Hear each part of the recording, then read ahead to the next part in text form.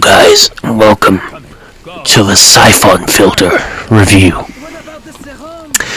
So, Syphon filter,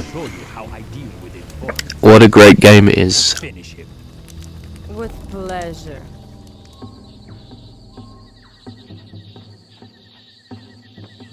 These are the coordinates Ellis sent. Over there.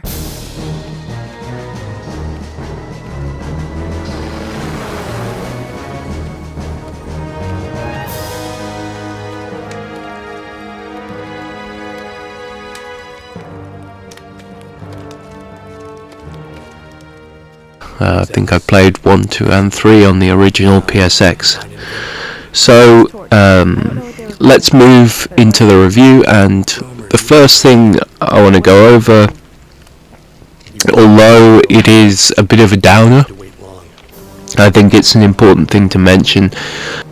So for a third-person action game, it does have a fiddly targeting system by modern standards, which makes the game tough. Indeed, with this version, which is an emulation of the original PSX version, you can choose to save at any time, whereas the original had very limited checkpoints followed by a memory card save between stages.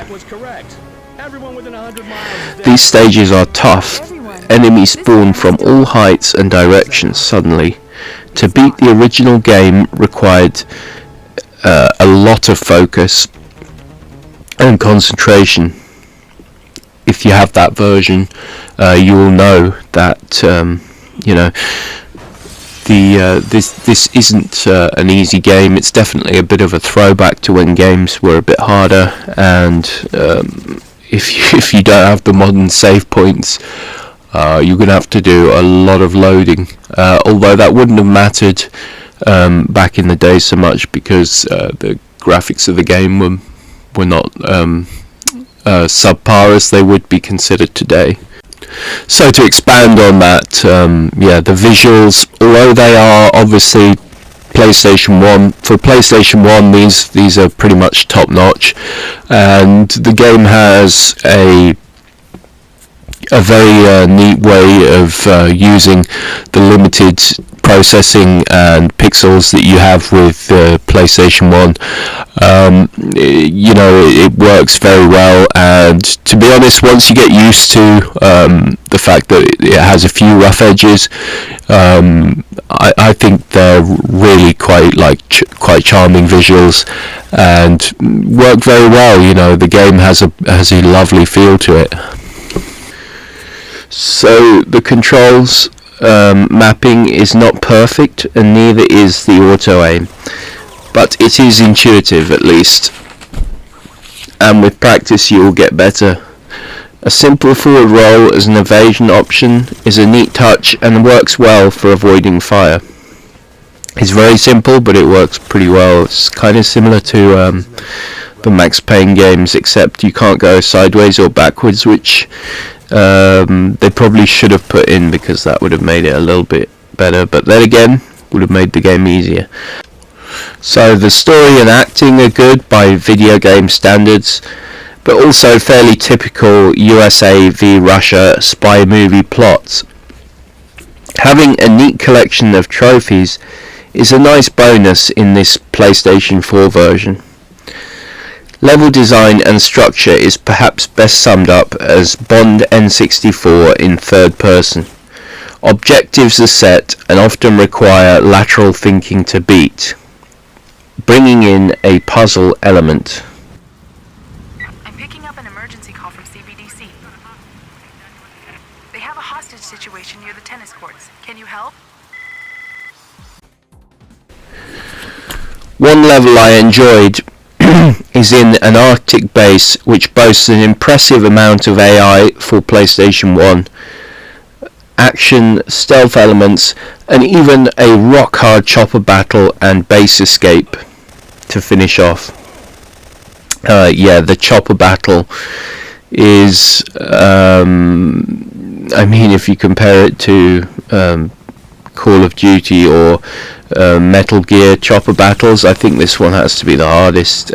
You basically take on a chopper with just small arms and your funny forward roll evasions.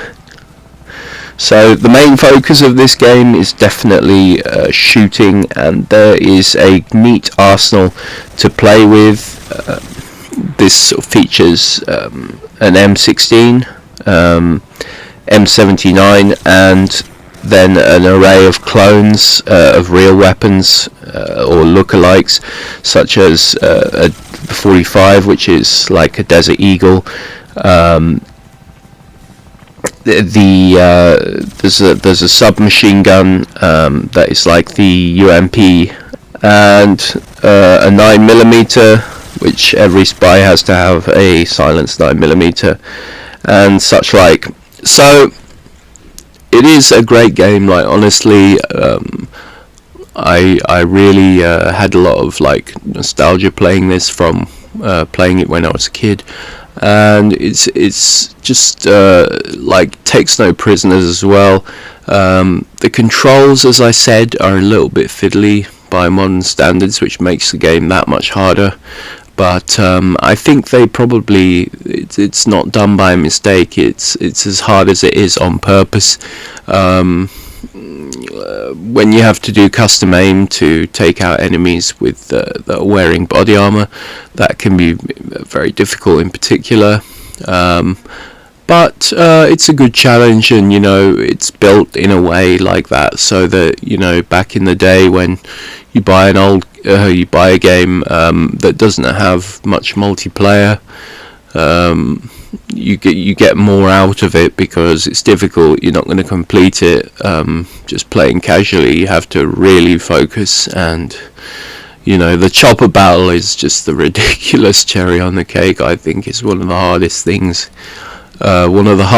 I've had to do in a game. Had to replay it a few times. So anyway, good game, and definitely worth another look if you like this sort of thing. Third person action, on point. Beats probably blows a lot of more modern games out of the water, to be honest. So I think certainly when it was released, I could give it a 9 out of 10. But I think it's still definitely worth an 8 today. And yeah, just great game. The developers have done themselves proud. And so that's it really. And ready for extraction. Gabe Logan, Index.